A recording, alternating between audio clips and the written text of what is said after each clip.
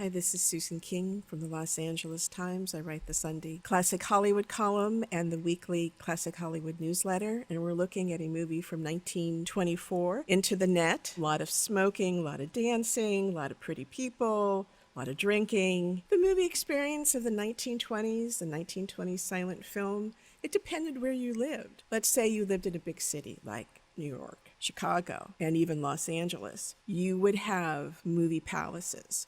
We have the Egyptian in Hollywood, built in 1922. You have the Chinese, which was 1927, lavish, beautiful.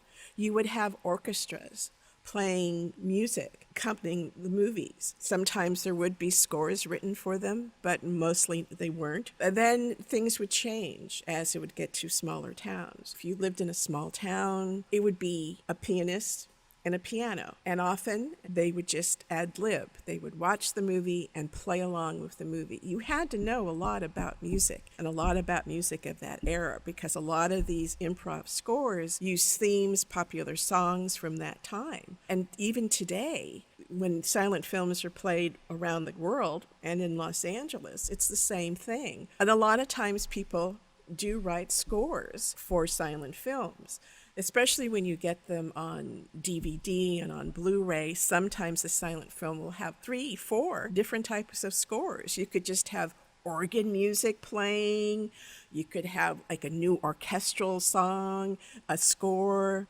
You could have something offbeat and outrageous. It all depends on the composer. I remember seeing a restored version of D.W. Griffith's Intolerance at Royce Hall, and it was a gentleman with an organ playing, and he played for as long as that movie lasted, which was like about 3 hours. It was incredible. Today's composers compose scores that reflect the action that we see on screen, and the same was true during the silent era.